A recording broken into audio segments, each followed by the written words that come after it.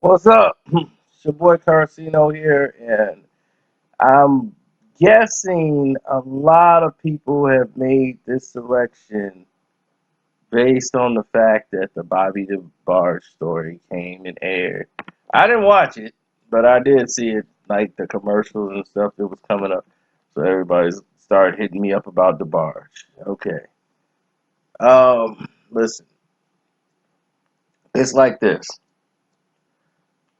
The Debarge story is a very sad story. It's a sad family story. A lot of people in Motown didn't know the details of what was really going on with the Debarge family. They just knew of Bobby. Now, the Debarge family grew up basically poor in the hoods in Grand Rapids, Michigan. My uncles knew them coming up, knew some of the members from the group Switch. They did some shows together. Um, all those bands like the Ohio Players and all of those acts, they traveled. Plenty other bands out there that did shows and traveled and performed with other artists on the scene. So when you had, let's say, like about three, four of some of the baddest artists in the world, you had a super concert. You had real, actual performance, soul music, meaningful music. Now, nobody was knowing what was happening at the time as far as the Debarges, but you got to go to learn the Debarge story. You have to look at what was going on at the time. Um, in Michigan, you got this woman who's married to this, half white man who's she's a black woman, he's a white man, and they got these mixed kids, the Debarges, and he's kind of crazy. And the daughter, Bunny, when she was like 6 or 7, he started, abusing her, and that lasted till she was in her teens, and that had an effect on Bunny, and he would physically fight his children and beat them, and nobody knew all these things back then. Just that was like the inter-family situation. The mom couldn't just call the cops. She's a black woman. She calls the cops, in that area, Grand Rapids at that time.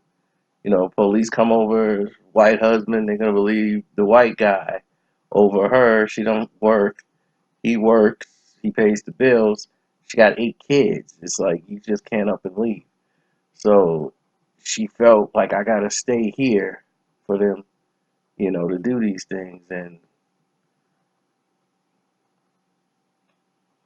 this was, he would just come home, crazed one night. And, this just went on continuously for years. And they endured this type of abuse. The Bobby was old enough, the oldest one, Bobby, he got to the point where he broke out on his own and ended up in a group called Switch, and started doing his own thing. Now, Bobby Debarge and Tommy, it's always those who are closer to each other. Bobby and Tommy were the two close ones. Those are the ones that, he talked to Tommy more than any of them. I don't think he liked James too much. Like him and James fought like all the time, I think, because it's always the one kid the dad really didn't, you know, hurt too much or wouldn't touch and treat special. And everybody felt like he got special treatment. And him and Bobby got into it one time, and Bobby almost like could have killed it. So Bobby ended up leaving the home early and branching out on his own, hanging out in the streets. And then he got Tommy to do the same. So him and Tommy was basically rolling together at one time, and they joined the group Switch. And Switch was a big hit, man. And He moved out to California. He's making hits out there, making hit records. So at this time,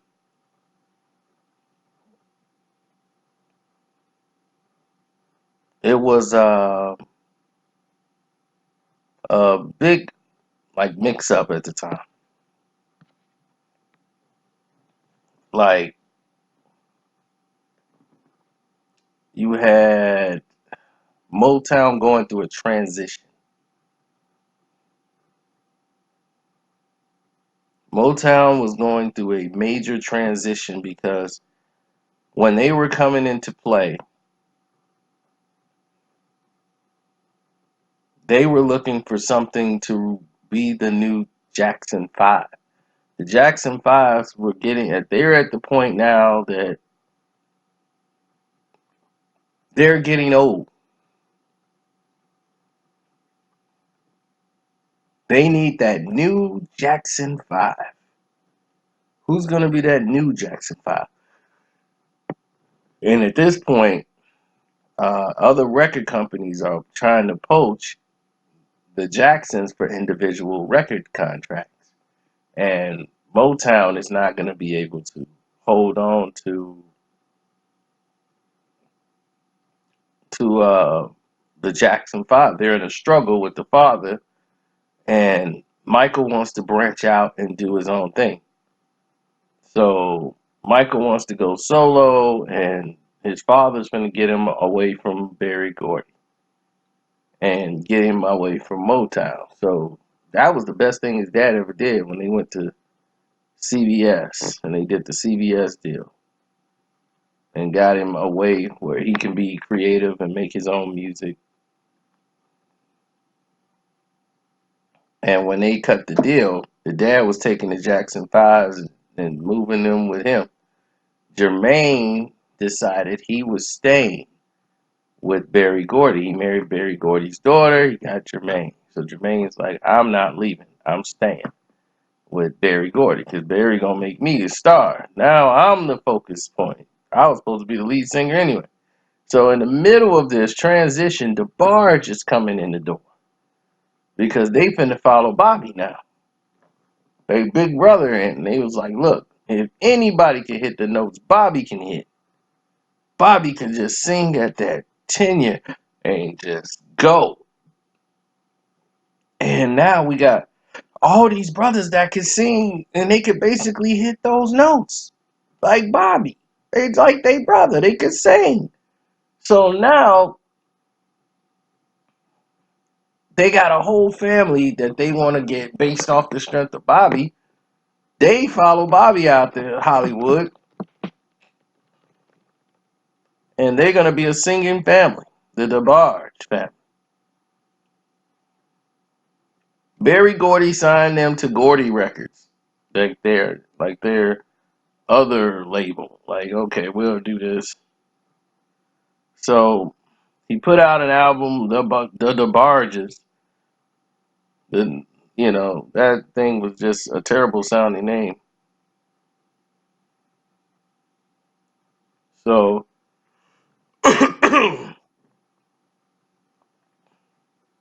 anyhow, the Debarges album, it has some songs on it, but nothing to break them out.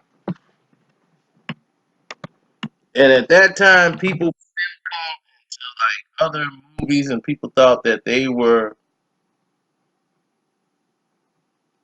caught in a spiral wave. They felt like, man, we're caught in this spiral where nothing's going right. This is not turning out the way I assumed what our deal would go.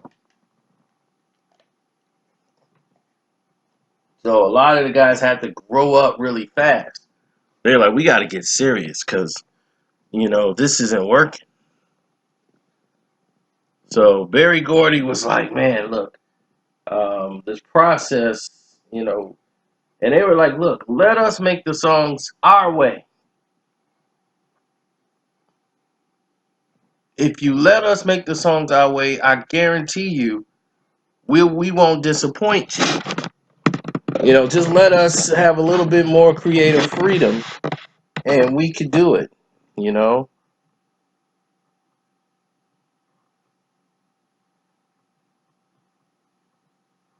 so it's a lot of inconsistency on both sides, and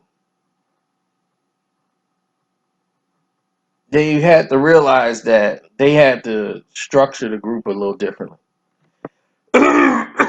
Sorry.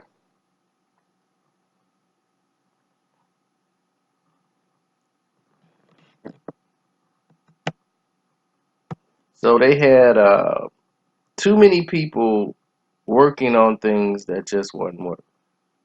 They heard Queen of My Heart and they said, "Oh my goodness, there's some talent here." But this is what's your name and Queen of My Heart were probably the two standout songs, but they were like lost in the charts, you know. And the album wasn't promoted the right way, and What's Your Name became like a song that was forgotten about, and people just didn't really gravitate to it. So on the second one, they got the control that they wanted. So when they had All This Love, boom, it's like a bomb went off. Bonnie wrote the songs, Randy wrote the hooks, L produced it. He scaled it, put the thing together, made the sounds, did all the background vocals. L made it work. You produce it, L. It was more L Debarge than anything. So Bunny, she was great at songwriting, you know, not to her credit, but she was better a songwriter than anything else she's ever done in life. So when you have a situation that you're great at something and now you're put in this position, they came out and got all of this success and it just blew up bigger than anything you could ever imagine. So that album with I Like It and All This Love, it just put them on the stratosphere. They were serious now, they were taken seriously, and Randy Jackson, not Randy Jackson, what I'm talking about. Jermaine Jackson actually was spending more time with the group, and because they kept seeing them coming in there, they were starstruck to even meet Jermaine Jackson, from the Jackson 5. So Jermaine was spending time with him, talking with him, giving him some advice, helping him along the way. And they were like, look, we want you to kind of work with him, and don't let them, meddle with Rick James. I don't want Rick with Debarge ever. And pretty soon that happened. Man,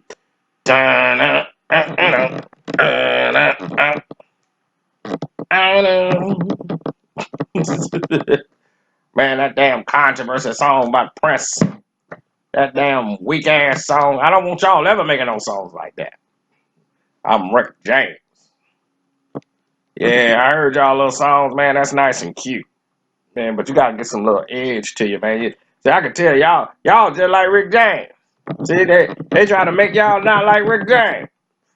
Shoot, y'all need to hang out with me and see how the real world is. You see, I bring that real life street stuff to life. So at this point, Rick James is bigger than life.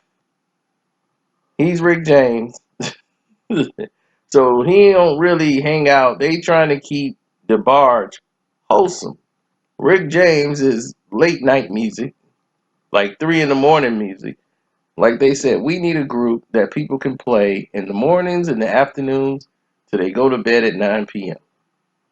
Rick James is from midnight to 5, 6 in the morning.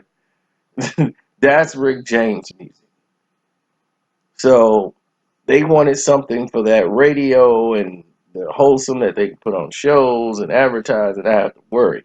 But unfortunately, what they didn't know is they didn't know anything really about the Debarge people, the family, and how these kids were basically ghetto. They from the hood. They look light skinned and got pretty wavy hair, but they wow. They weren't ready for this lifestyle and had no one around them to basically say, hey, don't do this. This isn't right. Jermaine was the only real voice that they had, and a couple of other people that was there to say, hey, let's not do this, let's do that. Come on, let's get this going. Let's do these things here. And it was just getting out of hand. Like completely out of hand. Like wild parties in the hotel room. They just having groupies and fans come up because they weren't used to it. Then they start fighting each other. And then they putting holes in the wall. Barry Gordy's got bills coming in from the group Debarge. Like, what the hell did y'all do to the room? Y'all punched one of the attendants, one of the people that's in there.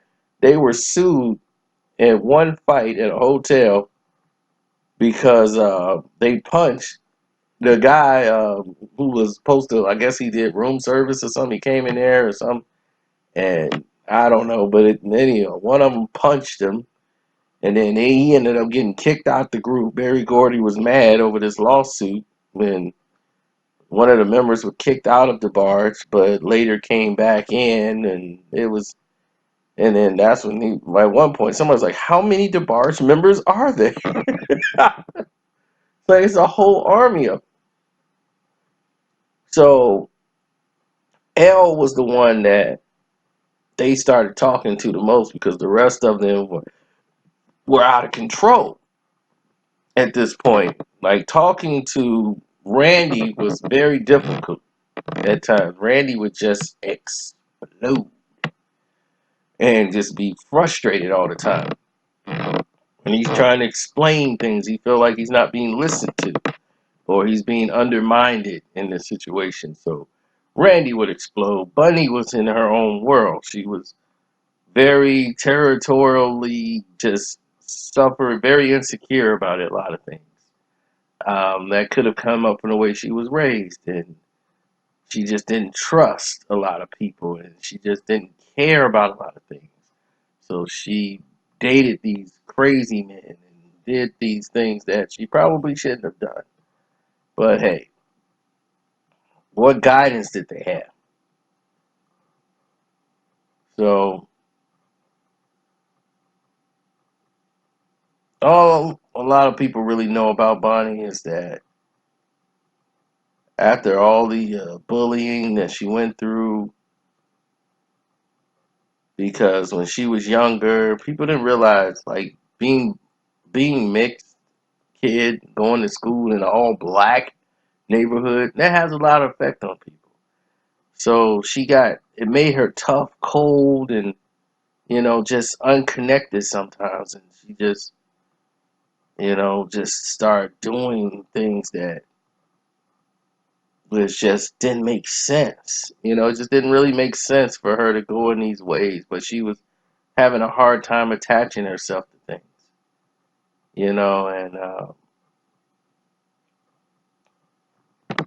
and being young in this music business, she was like one of the guys, and they just took off, and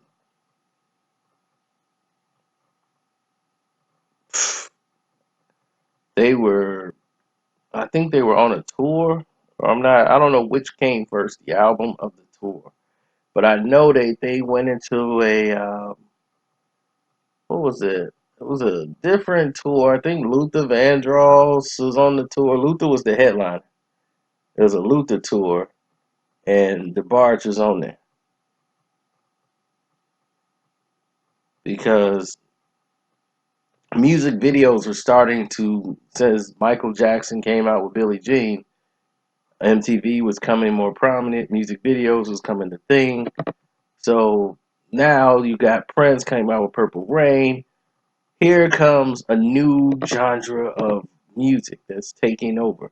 So since their last album, what I like it, Michael Jackson's Thriller, the Thriller album comes right after that and takes music to a whole nother level. So now people are like, oh my God, Michael Jackson is insane now. So it's no more of just, we know Michael. And Janet is getting ready to try to launch her career.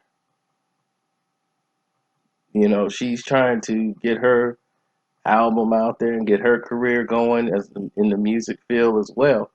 But now her brother is just dropped Thriller. It's like, how do you follow that? Now he's not just, hey, it's famous, it's Michael. Now it's world renowned. He is Michael. It's an entirely different spectrum now for everybody who knew the Jacksons. Jermaine introduced them one time to Janet, and that's how James first met Janet. Through him and singing, and he was helping Janet out with songs and ideas and his vocals, and she just fell in love with James. And in '84, they secretly got married. That's how into James Debarge she was.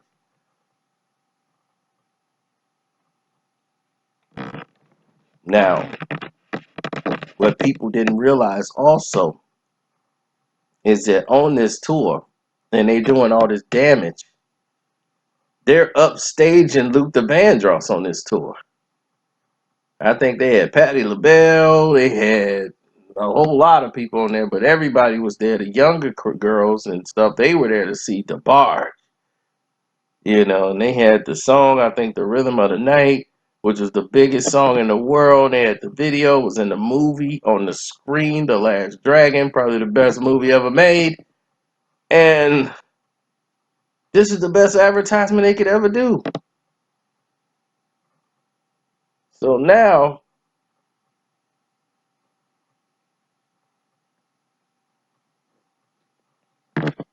this has been like one of the greatest times for the group as far as their hype.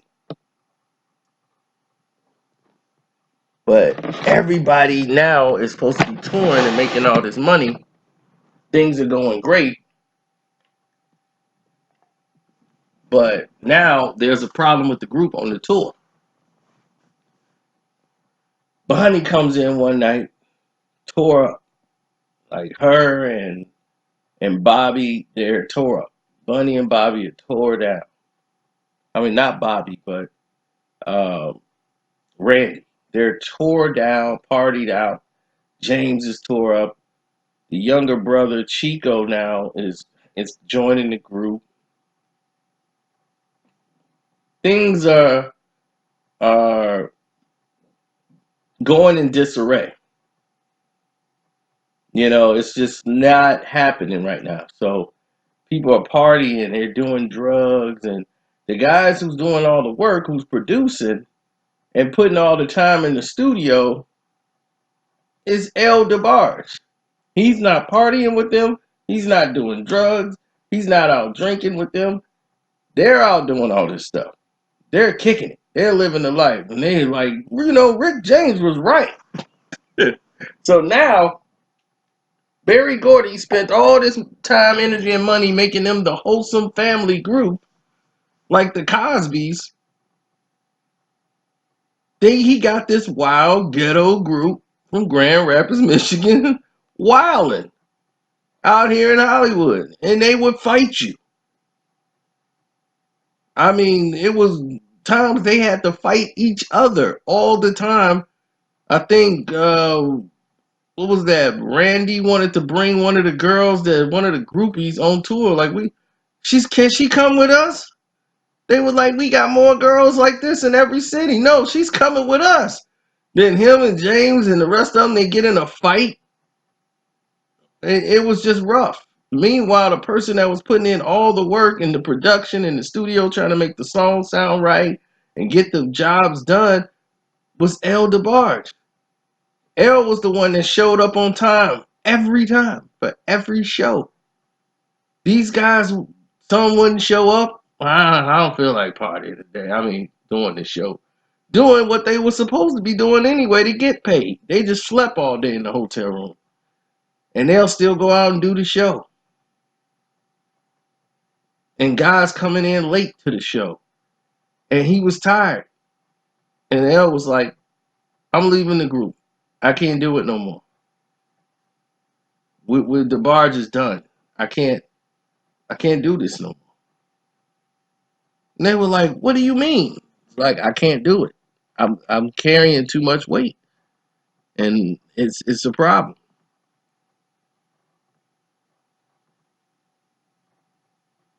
So after in a special way,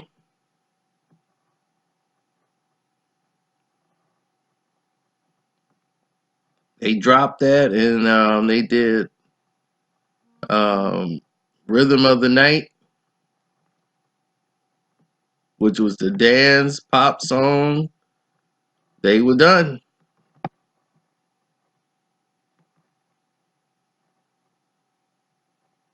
They were done. And Barry Gordy already mentioned that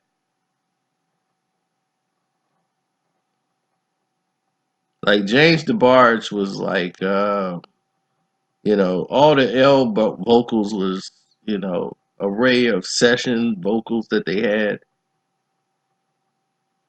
And he just was going crazy on the tour because these guys weren't working. And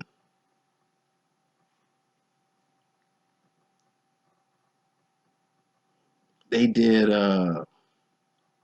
like James DeBarge. He had no idea, like, the record companies, were recording some vocals he did, and he only song he actually was on like the title song.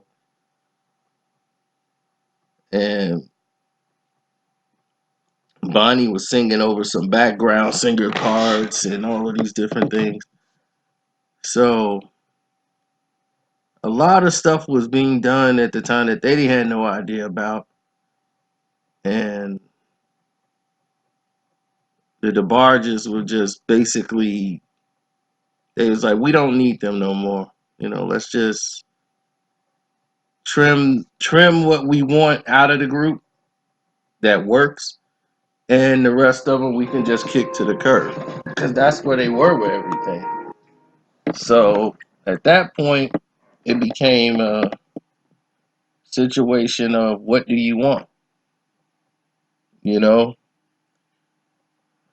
So Barry Gordy made a decision. Barry Gordy said, you know what? Drug use is killing them. We can't deal with this anymore. I'm gonna go ahead and we're taking El DeBarge. Um, we're gonna give a deal to Chico DeBarge, who was the youngest member coming in, and they took Bunny. And we said, okay, we got Bunny. So Randy was basically, they're not giving him an individual deal. James DeBarge, they didn't really view him as a strong enough person to do anything with, or so they basically just kept it with those three. So, behest to all of them, El DeBarge left. He ended up leaving. They dropped Chico, and they dropped all three albums. Right? They all didn't perform well. Bonnie was dropped. Chico was dropped. And El DeBarge, he left and went to Warner Brothers because he felt like Motown was done. They had no idea of how to promote him or whatever. And at that time, he had a broken molar, and it was affecting him. So he went and got dental work done, and the dental medicine that they gave him changed him. It made him feel relaxed. He didn't feel no pain. He just felt numb. And he was like, wow. Is this what drugs make you do? So he started doing drugs. Now, Bobby Debarge, who joined the group later on, had indulged in drugs all the time.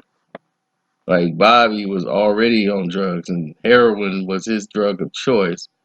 And it started to affect him, made him leave the group Switch. And after he left the group Switch, he decided to go and do his own thing, you know. So he talked to Tommy, his brother, and said, "Look, we're leaving." So Tommy and Bobby out there in the streets doing their thing. Then next thing you know, Bobby and Chico get arrested for, moving drugs. Then they found out Bobby's got HIV from, doing heroin and shooting up. So they big brother Bobby is sick. Once he get out of jail, he's on the hospital bed fighting to hold on till his dad got there. Then he passed away. And that was sad, but it didn't stop like the rest of the family from doing drugs. They continuously did drugs, and and L was in a bad spot. Nobody knew how bad of a spot L was in at the time because they just thought L had it all together. Then it became leaking out to the public how bad L really was. You know, Domestic violence, all these things that were not his character at all. Started to hit the press, and it was just sad what was happening with Debarge.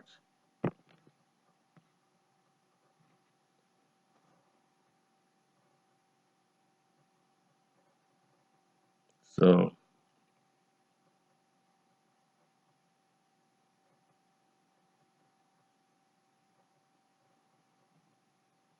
well, they had Marty. Marty is the one they never really talk about too much. Marty was a member of he was more of a songwriter, more percussion, played the drums.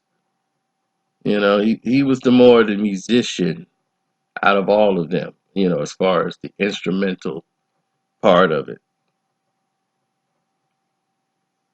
But he never really got he was never really in the mix to where, like things were just like, it's all Marty's fault.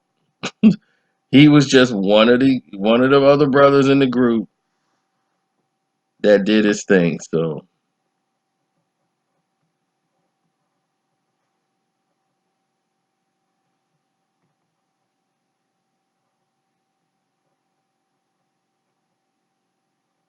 well, that's what most groups come up out of churches, sing all these different songs, and it's just it's sad what happened to a lot of these people's careers.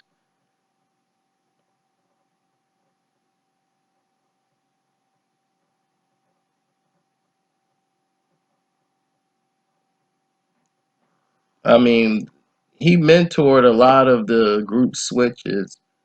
Um, did a lot of their arranging of songs and things for him, helping out with Bobby and everything else. So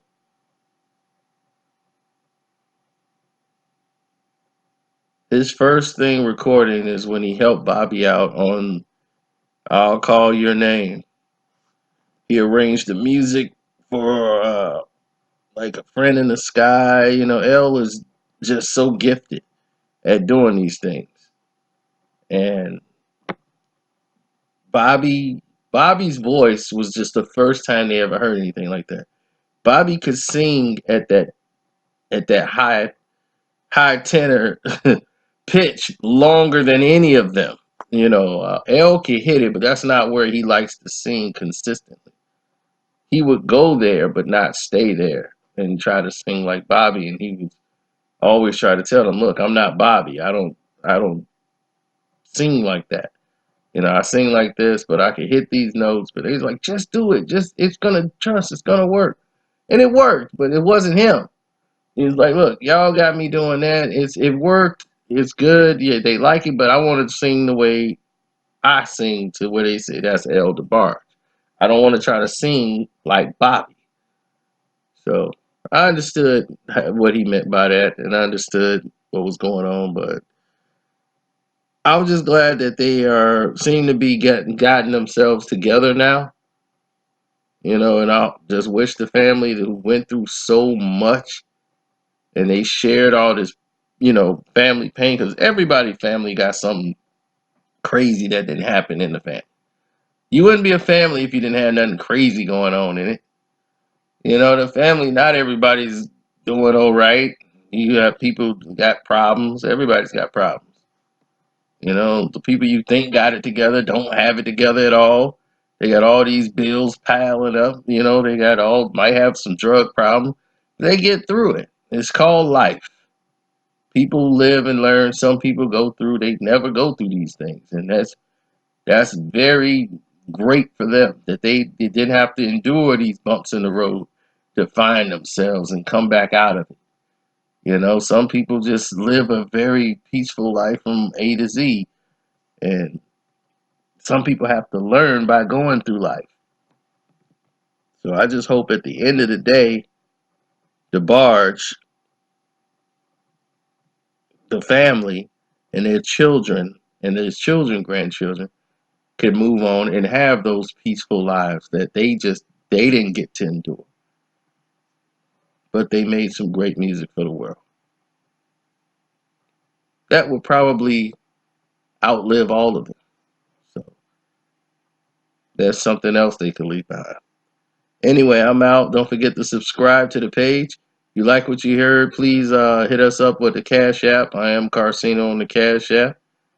Or you can click the link in the description box and hit our super chat up there and make a donation to the page where it says donate and click right over there. And thank you for your time.